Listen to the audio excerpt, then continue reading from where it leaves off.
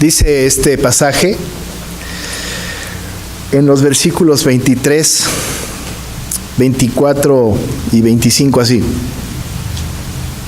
Jesús le respondió diciendo: ha llegado la hora para que el Hijo del Hombre sea glorificado. De cierto os digo que si el grano de trigo no cae en la tierra y muere, queda solo. Pero si muere, lleva mucho fruto. El que ama su vida la perderá, y el que aborrece su vida en este mundo, para vida eterna la guardará. Hemos estado estudiando los acontecimientos entre la entrada triunfal del Señor Jesús y hasta el punto de la resurrección que estaremos viendo el próximo domingo. Y en este en este paréntesis entre la entrada triunfal y la resurrección, hemos tratado de estudiar algunos pasajes, algunos episodios intermedios que pocas veces son predicados. Ayer decía yo en la predicación del martes que pocos eventos o pocas veces se predica más bien de los eventos que no son como los más tradicionales. Tradicionalmente se hablan de algunos eventos muy particulares, hasta le hemos dado apellidos ya a los días de la semana y pareciera que fuera obligado tratar esos temas en esta semana.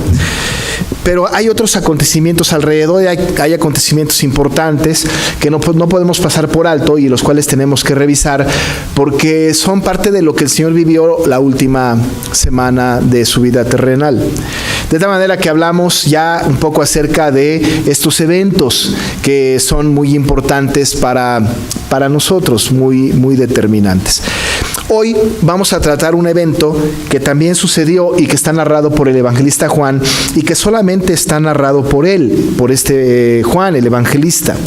Nosotros no debemos de confundirnos un poco con el título porque el título no da crédito al texto en general. En realidad no se exalta, como dice este título que está puesto por alguien, no se exalta a los griegos que están buscando a Jesús tanto como la enseñanza del Señor Jesús anunciando la necesidad de su muerte y anunciando también la necesidad de la nuestra propia. De tal manera que nosotros nos tenemos que concentrar un poco más, no tanto en los griegos que vinieron a buscar a Jesús, como en la idea que el Señor enseña respecto de la necesidad de su propia muerte y de la necesidad de la muerte del punto hasta la muerte de los que le deben de servir, los que le deben de seguir. Si los eventos de la última semana no tienen una aplicación práctica para nuestra vida en términos de lo que nosotros tenemos que hacer o de la actitud que debemos de tomar ante estos eventos y ante las enseñanzas de Jesús, entonces no tendría mucho sentido. Pero nosotros pues recogemos esta información y a partir de la información formamos un carácter y determinamos un determinado derrotero, un camino que tenemos que seguir y es a donde tenemos que ir. Decía yo ayer que tenemos que buscar la manera de irnos a lo profundo del texto, de tal manera que podamos rescatar, saborear las cosas que son profundas, las cosas que son fundamentales, y por ahí también aprender algunas cosas de la cultura de su tiempo, de ese tiempo, y un poco también acerca de la hermenéutica de este tipo de textos que nos llevan pues a tener algunas cosas como interpretación. Porque desde luego que sin afán de alegorizar la palabra, nosotros tenemos que darle interpretación a algunos asuntos que son muy importantes, ¿no? Aquí se habla, por ejemplo, del grano de trigo, que es algo que es muy importante. También se habla de perder la vida y también es algo muy importante. No caemos entonces en el error solamente de tomar los textos de manera alegórica o moral, sino tenemos que ir a la profundidad del contenido bíblico. Y entonces aprenderemos hoy también algunas cosas que debemos de considerarlas como muy importante. Según Juan, que no tiene el propósito de narrar las historias de la última semana del Señor Jesús de manera cronológica, no es la intención. De hecho, el propósito del Evangelio es un propósito diferente al propósito que tiene, por ejemplo, Mateo, Marcos o Lucas. El propósito de Juan es presentar a Jesucristo y presentarlo como el Hijo de Dios, como el Hijo del Hombre, como Dios mismo. Desde el principio del Evangelio lo dice. Pero además, para que creamos que Él es el Salvador, para que creyendo en Él, el mismo Juan lo dice, tengamos vida eterna. El propósito, pues, es acercar todos los acontecimientos que tengan que ver con aquella vida eterna que nosotros, de la cual somos objetos por haber creído o por creer en Jesús. Así que no está narrando de manera cronológica, y esta narración que nosotros tenemos aquí en este capítulo 12, verso 20 en adelante, está inmediatamente después de la narración del mismo Juan de la entrada triunfal. Así que entonces alguno muy celoso de los tiempos pudiese pensar que si esto es cronológico, esto que se va a narrar fue inmediatamente después de la entrada triunfal, lo cual no es verdad, no es necesariamente así. Para que tengamos la cronología, tendríamos que unir información de Mateo, de Marcos, de Lucas y de Juan para ir poniendo en orden los acontecimientos. Decíamos ayer que Lucas es bastante concreto en este asunto, ¿no? Él dice algún día o al día siguiente o pasados algunos días, de tal manera que él sí trata de ser un poco más cronológico, pero no capta la esencia de toda la enseñanza de Jesús. Pero combinado lo de Lucas con lo de Mateo, con lo de Marcos y con lo de Juan mismo, entonces tenemos una verdad absoluta que nos habla un poco acerca de todo lo que sucedió. Esto que vamos a estudiar ahora no necesariamente está ubicado en un día específico de esa semana, pero nos queda muy claro que sí fue en esa semana. También nos queda claro que fue antes del arresto de Jesús. También nos puede quedar claro por el contenido del texto, que incluso fue antes del jueves, que es cuando el Señor Jesús va a tomar la última Pascua con sus discípulos. Es posible que esto haya sucedido antes del jueves. Lo podemos acomodar entonces entre lunes, martes o miércoles. Cualquiera de estos días, este acontecimiento pasó, y esto fue lo que Juan captó y lo que quiso enseñarnos a nosotros. No está descontextualizado, está en medio de esta semana. Tenemos que recordar que los eventos que están sucediendo en esta semana son eventos que van a tener un fin, van a tener un destino final. Ese destino final, para los de la época, los que están viviendo en esa época, pues no lo conocen, no lo saben, no tienen idea de lo que va a pasar. Los apóstoles deben de tener un poco de idea, aunque ya nos dimos cuenta de que verdaderamente no tenían idea, porque el Señor les había dicho cosas como, así fue dicho por el profeta, y dice la palabra que ellos no entendieron lo que estaba sucediendo, pero en ese tiempo no sabían qué iba a pasar mañana y pasado mañana. Jesús sí sabía. Él sabía perfectamente qué iba a pasar al siguiente segundo, al siguiente minuto, al siguiente hora, a la siguiente semana, al siguiente día. ¿Por qué el Señor sabía esto? Porque el Señor, en su decreto eterno, había decretado todo lo que había de suceder, y no había nada que le sorprendiera. Más bien, el tiempo estaba sirviendo a su Señor, cumpliendo su voluntad, la voluntad que el Señor había hecho. Así es que este episodio está encajado en esta semana en donde Jesús sí que sabía lo que iba a suceder, y los apóstoles y la gente que venía no tenía la menor idea de lo que tenía que ir sucediendo poco a poco. Pero el cronómetro de Dios estaba por cerrarse en la vida terrenal de Jesucristo, y los acontecimientos tienen que suceder exactamente tal y como el Señor los había planeado. Y un acontecimiento que el Señor había planeado antes de la fundación del mundo, que tenía que suceder, es que debía el Señor enseñar acerca de la necesidad de su muerte, y enseñar acerca de la necesidad también de que uno tenga esta actitud de entregar su vida a causa de Cristo. Esto es algo que tenía que suceder, y tenía que suceder antes de que Cristo muriera. Y sabemos que tenía que suceder porque por ahí hay una frase que dice, la hora ha llegado. Y tenemos que ser conscientes entonces de que si Él dice la hora ha llegado, significa entonces que estaba ya planeado, estaba cronometrado. Para que este acontecimiento sucediera, el Señor, en su arquitectura de la historia, o en esta creación de la historia, ha puesto eventos muy importantes para que las cosas se fueran dando exactamente como Él quería que sucedieran. De tal manera que el Señor crea personas, crea circunstancias, crea pues situaciones para que sus verdades profundas sean presentadas. Así que Él, desde antes de la fundación del mundo, sin duda, había creado a ciertos griegos. Había pues establecido en la mente desde antes de la fundación del mundo que algunos griegos tenían que venir a preguntarle a Felipe, para que Felipe le viniera a preguntar a Andrés, para que Andrés le viniera a preguntar a Jesús acerca de una cuestión muy particular y muy simple. Así que el Señor había planeado todo para que eso sucediera. Al final, nosotros no tenemos como una respuesta categórica de Jesús a la búsqueda de estos griegos, pero lo que tenemos en cambio es una enseñanza para toda la humanidad y también para la gente que estaba ahí, que por cierto había una gran multitud escuchando al Señor. ¿Qué sucedió? Dice la Biblia en el verso 20 que había ciertos griegos. ¿Cómo se llamaban? ¿De dónde venían? No tenemos la menor idea. Son ciertos griegos. Sabemos que en esa época, previo a la Pascua, como lo hemos estado comentando, había una gran cantidad de personas que estaban llegando a Jerusalén para la celebración de la Pascua. Déjenme categorizarlos en dos grupos. Uno, los judíos piadosos. Los judíos piadosos iban a venir a Jerusalén y con sus familias y estaban listos para después regresar a su lugar o celebrar la Pascua en algún lugar local. Debo de recordarles que la Pascua no era una festividad que se celebraba congregacionalmente. La Pascua se celebraba familiarmente. Es decir, que las familias se reunían, el padre, la madre y todos los hijos y toda la progenie, y se reunían para celebrar la Pascua. Luego tomó un matiz distinto. Luego la Pascua empezó a ser un poquito más nacionalista y empezaron a reunirse en grandes grupos. Pero era muy particular entre gente muy cercana. Por eso el Señor más adelante, y eso lo vamos a revisar el día de mañana, cuando ve a sus discípulos, le dice: cuánto he anhelado comer esta Pascua con vosotros, y se los lleva a un lugar apartado, un lugar distinto. Era una actividad muy íntima, muy local, entre un grupo pequeño.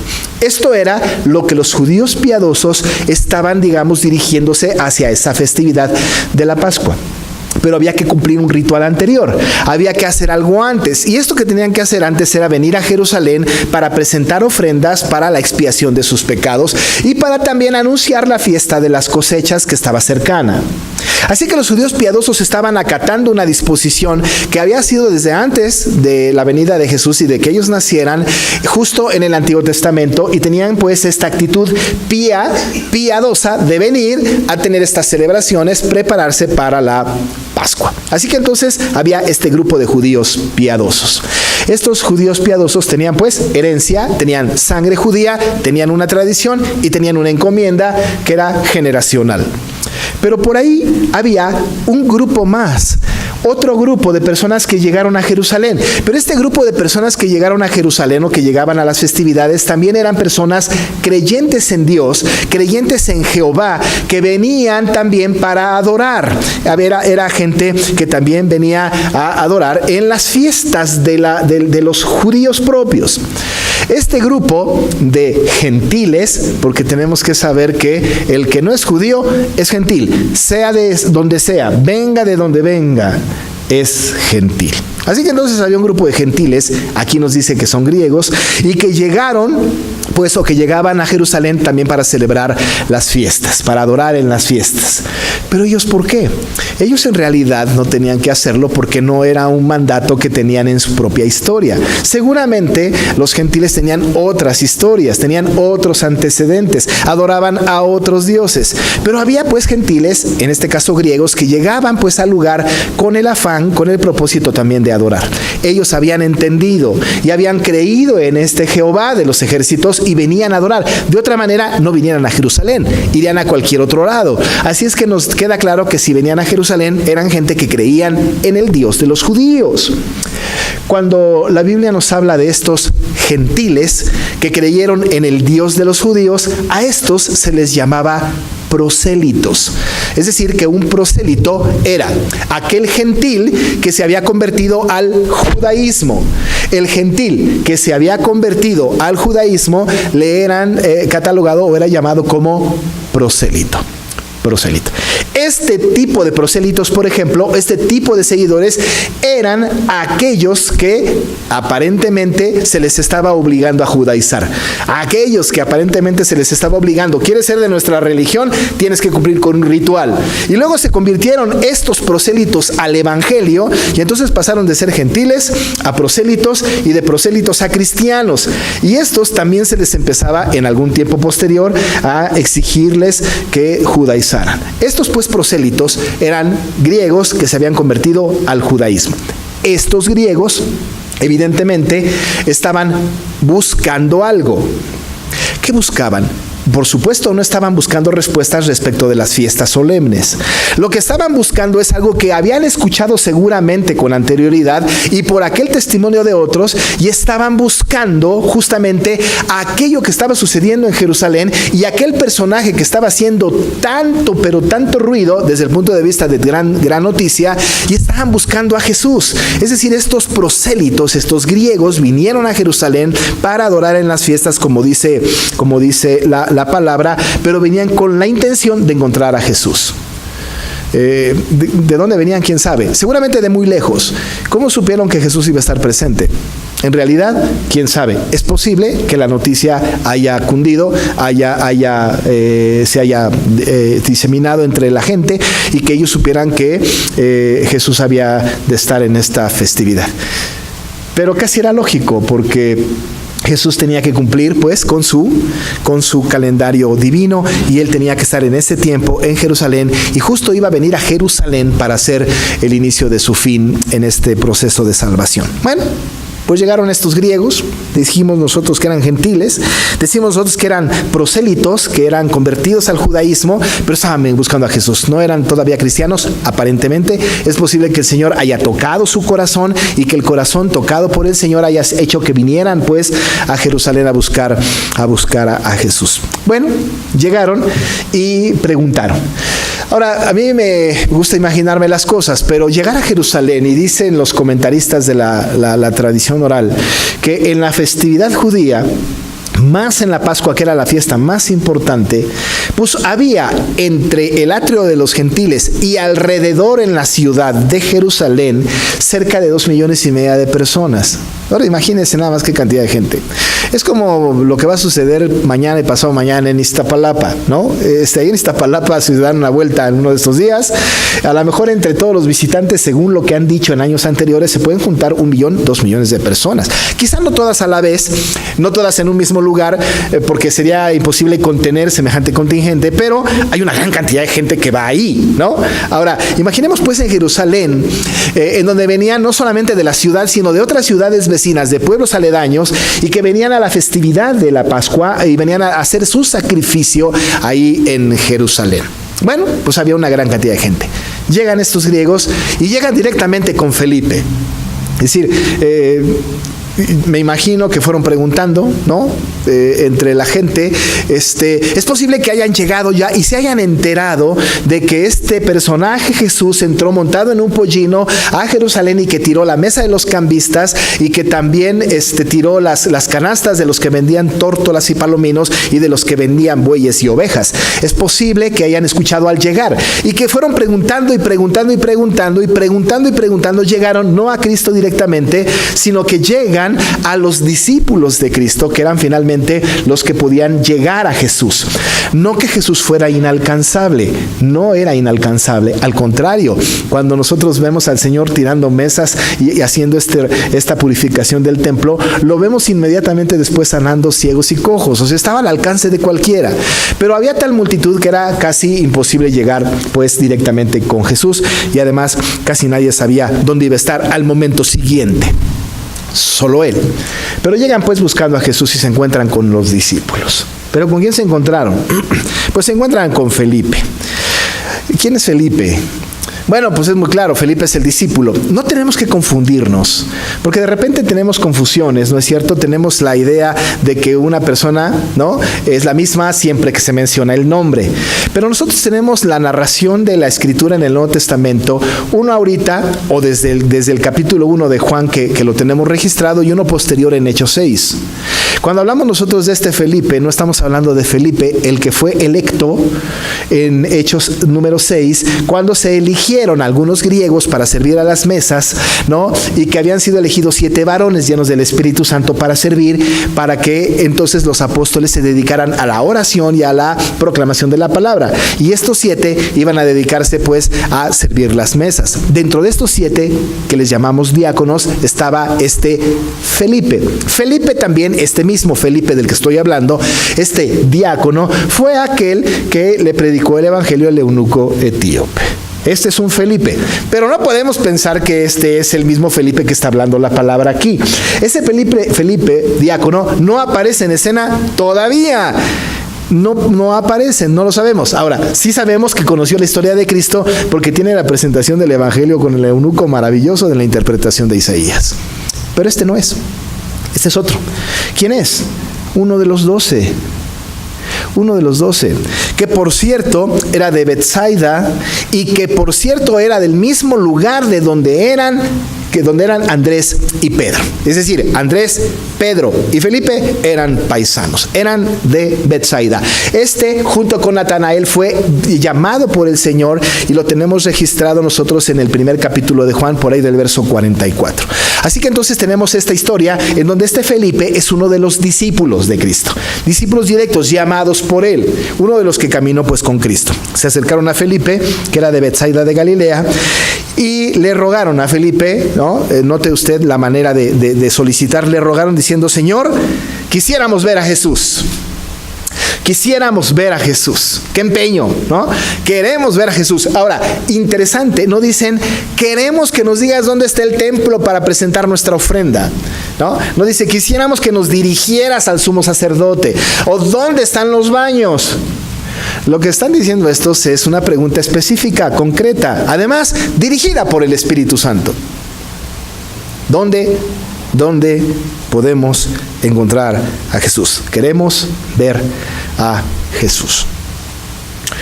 Felipe va y se lo cuenta a Andrés. Oye, Andrés, allá hay unos griegos que quieren saber dónde está Jesús.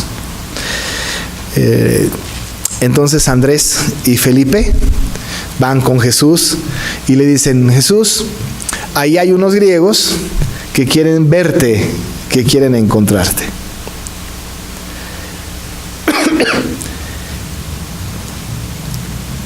Cuando esto sucedió, a nosotros nos hubiera gustado ver a un Jesús diciendo: pues que vengan, les voy a dar audiencia, ¿no? Que vengan a hablar conmigo. No sabemos si estos llegaron a hablar con Jesús. Lo que sabemos es la respuesta de Jesús. Ese acontecimiento sucedió pues entonces para propiciar lo que el Señor va a decir a continuación, que finalmente es la esencia del pasaje. Todo es el contexto histórico que nos lleva a la esencia del pasaje. Lo que sigue es la respuesta de Jesús. Dice el Señor, cuando le dicen: ahí hay unos griegos que te quieren ver. Entonces Jesús responde: ha llegado la hora para que el Hijo del Hombre sea glorificado. Uno diría, y te quieren ver, ¿no? Como que la respuesta de Jesús no parece estar alineada con la necesidad del momento. La necesidad del momento es que algunos griegos, dijimos prosélitos, lo quieren ver. Y Jesús empieza a hacer una disertación distinta. Al final encontraremos la razón por la que el Señor hace estas afirmaciones. Dice entonces: ha llegado la hora para que el Hijo del Hombre sea glorificado. Lo que el Señor está diciéndole a los apóstoles ahí, a partir de esta búsqueda de los griegos, es: finalmente tengo que morir. Y usted me dirá: pero pastor, eso no dice el texto. Pero déjeme decirle algo. Nadie puede ser glorificado sin haber primero muerto. No puede haber una glorificación sin que haya antes una muerte. Esto no puede ser obvio, menos con Jesús, porque Él puede ser glorificado en el momento que quiera. Pero tenemos que recordar que el Señor Jesús vino como siervo, como cordero que va a ser llevado al matadero, y que en su condición de hombre, aun y cuando Él podía glorificarse a sí mismo, no lo iba a hacer hasta que pasara por todo el proceso de su vida para su muerte, que fuera muerto y sepultado, que después resucitara para que entonces fuese glorificado. Para que el Señor Jesús fuese glorificado, es implícito que primero tenía que morir. Así que cuando el Señor Jesús está diciendo, ha llegado la hora para que el Hijo del Hombre, es decir, Él, Jesús, el Mesías, para que el Hijo del Hombre sea glorificado. Los apóstoles tienen que entender que para que esto pueda ser posible, primero tiene que morir. Toda la obra de Jesús, hermanos, es en sustitución nuestra. Todo lo que hizo Él lo hizo para que nosotros lo hiciéramos después de Él. Por eso, por ejemplo, de la resurrección se dice primicias de los que durmieron fue hecho. Por eso la Biblia dice que nosotros somos juntamente con Cristo resucitados. Por eso la Biblia dice que somos juntamente con Él glorificados. Por eso la Biblia dice que tenemos que morir en Cristo. Con Cristo estoy muerto, estoy crucificado. Juntamente con Él. Lo que Él hace es para que nosotros le sigamos. Así que cuando la Biblia dice, y el Señor Jesús dice, es hora de que el Hijo del Hombre sea glorificado, es que eso tiene que suceder para que después el hombre también sea glorificado por la muerte del hombre en Cristo. Así que le está diciendo el Señor Jesús a los discípulos, ahora es tiempo. No, la hora no se tiene que entender con que en estos 60 minutos que siguen. No. La hora significa ya es momento, es el tiempo. Es como si nosotros dijéramos, hermanos, es hora de que nos portemos bien. Ahora no estoy pensando que solamente son 60 minutos. No. Es hora de que nos portemos bien, es ya de aquí en adelante portémonos bien. Le decimos a los hijos, es hora que madures. No estamos pidiendo madurez de 60 minutos, estamos pidiendo que a partir de ese momento ya, por favor, maduren, ¿no? Decimos cosas, ya es hora de que crezcas, ya es hora de que te conduzcas bien, ya, ¿no? O ya es hora de tal o tal cual cosa, ¿no? Pero estamos hablando pues de que a partir de ese momento tiene que suceder lo que estamos pidiendo. Y el Señor está diciendo, pues a partir de este momento ya es tiempo de que yo sea glorificado. Es decir, que tengo que morir y finalmente tengo que resucitar y ser glorificado. Y luego les pone esta metáfora. De cierto os digo, que si el grano de trigo no cae en la tierra y muere, queda solo. Pero si muere, lleva mucho fruto. ¿Por qué será que el Señor está dando una clase de agronomía en este momento? ¿Por qué estará hablando acerca de sembrar y de cosechar y del grano, de que te tira, que se muere? ¿Por qué estará hablando de esto? Porque el Señor está dándoles una enseñanza a los apóstoles. Les está diciendo que si el grano de trigo no cae en la tierra y muere, y está refiriéndose a sí mismo, tengo, dice el Señor, que morir. Yo vine del cielo a la tierra y tengo que morir. Fíjense un poco en esto. Está diciendo el Señor, el trigo cae en la tierra y muere. La necesidad de la encarnación está en este texto. La necesidad de que el verbo se haya hecho carne está en este texto. La necesidad de que el Señor se haya despojado de su gloria eterna para venir a la humanidad, a este mundo pecador, está implícito en esta palabra. Era necesario que Él viniese a la tierra y que viniendo a la tierra muriere. Así que le está diciendo a aquellos, si el grano de trigo no cae en la tierra, no pudo haber obra salvadora. Y dicho de manera coloquial, si el Señor Jesús no hubiese venido aquí a hacer toda la obra sustitutoria por nosotros, debió haber venido a la tierra, tuvo que encarnarse, tuvo que pasar por todo lo que tuvo que pasar, pero no solamente tenía que venir a pasar con lo que tenía que pasar, sino que tenía que morir. Y el Señor está diciendo, si el grano de trigo no cae en la tierra y muere, queda solo. Pero si muere, si viene este grano y muere, si perece, si queda pues ahí en la tierra, empieza a germinar y da fruto. Y da fruto. No puede haber fruto sin la cruz de Cristo. Y entonces el Señor está diciendo que era necesario que Él viniera a la tierra, se encarnara y que entonces muriera. Y que entonces muriera. ¿Para qué? Para que pudiera llevar mucho fruto. Y cuando estamos hablando de fruto, estamos hablando de que la cosecha que el Señor recoge tiene que ver con almas redimidas por causa de su muerte. No otro fruto. El fruto que el Señor recoge es aquel fruto de que todos los que el Padre le dio para salvarlos, a todos los va a salvar. Ese es el fruto. Usted y yo, regenerados, somos fruto de la obra redentora de Cristo. Somos su fruto, porque vino a la tierra y murió, y su obra redentora produjo este fruto. Este fruto, que somos nosotros, tenemos una tarea similar a la de Cristo, guardando las debidas proporciones. Porque entonces el Señor sigue diciendo: el que ama su vida, la perderá. Y el que aborrece su vida en este mundo, para vida eterna, la guardará. El creyente, amado hermano, debe seguir el ejemplo de Cristo. Debe ser capaz o estar dispuesto a morir por la causa de Cristo. Debe ser capaz de morir por la causa de Cristo.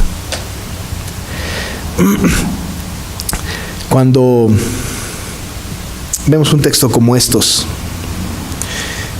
no nos queda la menor duda. Y esto que voy a decir ha ofendido a algunos, pero no queda la menor duda de que este texto contraviene la filosofía de la autoestima por todos lados.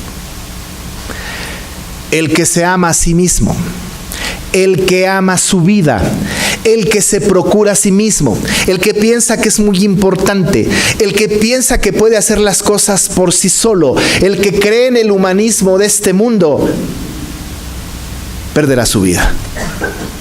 La perderá. Lo dice de esta manera: el que ama su vida, la perderá. ¿Sabe qué tan importante es esto? Es tan importante que lo había dicho antes el Señor en diferentes momentos. Le voy a decir tres textos en donde el Señor dijo lo mismo. Y si el Señor dice lo mismo en muchas partes, entonces tiene valor para nosotros. Mire, por ejemplo, lo que dice Mateo 10, 37 al 39. El que ama a su padre o madre más que a mí, no es digno de mí. El que ama a hijo o hija más que a mí, no es digno de mí. Y el que no toma su cruz y sigue en pos de mí, no es digno de mí. El que haya su vida, la perderá. Y el que pierde su vida por causa de mí, la hallará. Pero dice otro texto. Mateo 16, 24 al 26. Entonces Jesús dijo a sus discípulos: si alguno quiere venir en pos de mí, niéguese a sí mismo y tome su cruz y sígame. Porque todo el que quiera salvar su vida, la perderá. Y todo el que pierda su vida por causa de mí, la hallará. Porque ¿qué aprovechará al hombre si ganare todo el mundo y perdiere su alma? ¿O qué recompensa dará el hombre por su alma? Último texto, Lucas 17, 33. Todo el que procure salvar su vida, la perderá. Y todo el que la pierda, la salvará. Mira, hermano, qué importante es esto. La filosofía del tiempo de Jesús, era una filosofía gnóstica. Era una filosofía que le daba valor al conocimiento por el conocimiento mismo. Era una filosofía que exaltaba al hombre. Sobre todo la combinación o el sincretismo de la religión más la filosofía agnóstica más las ideas de los dioses griegos. Ese sincretismo, y luego quiso entrar el cristianismo ese sincretismo, pero este sincretismo provocó que se exaltara al hombre por el hombre mismo, de que la verdad estaba en el hombre, que había que procurarse a sí mismo antes que cualquier otra cosa, que la verdad estaba en mí mismo, y esto lo sabía mayormente los griegos. ¿Por qué? Porque los griegos eran aquellos que entendían las filosofías griegas. El Señor, desde luego, no nos dice nada de estos griegos que vinieron a preguntar a Felipe, pero lo que sí sabemos es que eran griegos, gentiles, prosélitos. Pero estos griegos tienen que tener una enseñanza importante y tienen que tener la enseñanza de que es necesario que Jesús muera para que sea glorificado, pero era necesario que ellos que lo buscaban primero perdieran su propia vida antes de conocer a Cristo, que renunciaran a sí mismos antes de conocer a Cristo. Y está diciendo Cristo, el que ama su vida, el que procura su vida, el que piensa que la verdad está en él mismo, que es el centro del universo, este la perderá. Dice Mateo, puede ganar todo el mundo, pero perder su alma. Perder su alma. Pero aquel que toma su cruz y le sigue, aquel que no aprecia tanto el valor de sí mismo, sino que sigue a Jesús, incluso más importante que sí mismo es Jesús, este para vida eterna la guardará, su vida.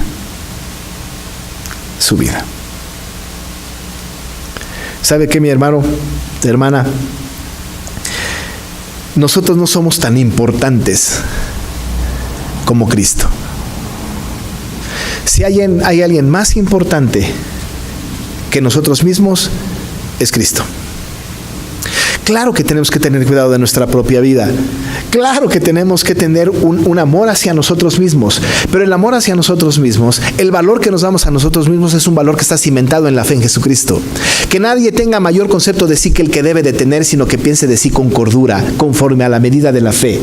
Esa fe que el Señor nos ha dado, esa fe que tenemos en Cristo. Los griegos tienen que entender esto, los discípulos también, nosotros a la postre. Nosotros somos importantes, sí, pero no somos más importantes que Cristo, y antes que seguirnos a nosotros mismos, tenemos que seguir a Cristo. Por eso termina el texto diciendo, si alguno me sirve a mí, no se sirve a sí mismo, si alguno me sirve a mí, sígame. Ya lo dijo, tome su cruz y sígame. Sígame a mí. Si alguien me quiere servir, sígame. Y donde yo estuviere, y ya habló de la glorificación, allí también estará mi servidor. Sígame. Puede ganar todo el mundo, pero perder su alma. Yo prefiero perder todo el mundo y ganar mi alma. Porque soy más importante, yo no. Porque Cristo es más importante y le sigo y le sirvo. Para que entonces sea honrado por el Padre. Termina diciendo, si alguno me sirviere, mi Padre le honrará. Ya tiene respuesta Felipe y Andrés. Oigan, griegos, tienen que morir a sí mismos y seguir a Cristo. No importa que no lo vean. No importa que no tengan cita con Él. Porque si le sirven, entonces serán honrados por el Padre. Las respuestas de Jesús son atípicas, pero son divinas. A nosotros, hermanos, a la distancia, este texto nos enseña que seremos glorificados con Cristo un día. Este texto nos enseña que debemos de morir a nosotros mismos para servir a Cristo. Que no somos tan importantes, no somos el centro del universo, No debemos de tener un mayor concepto que el que tenemos que tener. No tenemos que tener esta falsa filosofía de la autoestima. Tenemos que creer en Cristo. Seguirle a Él, servirle a Él, para que un día, como dice el texto, donde yo estuviere, allí también estará mi servidor. Y vayamos con Cristo. Esta semana es importante, porque se trata no de nosotros, sino que se trata de Cristo. Vamos a orar. Padre, la palabra tuya es maravillosa y nos enseña verdades profundas. Y Señor, nosotros queremos no conocerte, Señor, históricamente tanto como espiritualmente. Porque tú efectivamente, Señor, ahora nosotros podemos entender que fuiste glorificado en Jesús y que nosotros juntamente con Él también seremos glorificados. Padre, no permitas que nosotros, Señor, busquemos en el mundo encontrarnos a nosotros mismos, sino encontrar a Jesús, seguirlo a Él, servirlo a Él. Porque nosotros sabemos, Señor, que a donde Jesús fue, nosotros sus servidores le seguiremos. Y además, nuestro servicio que te honra a ti, provoca que tú nos honres a nosotros. Gracias, Señor, por tu palabra, que nos instruye y nos dirige hacia donde tenemos que dirigirnos. En el nombre de Jesús. Amén.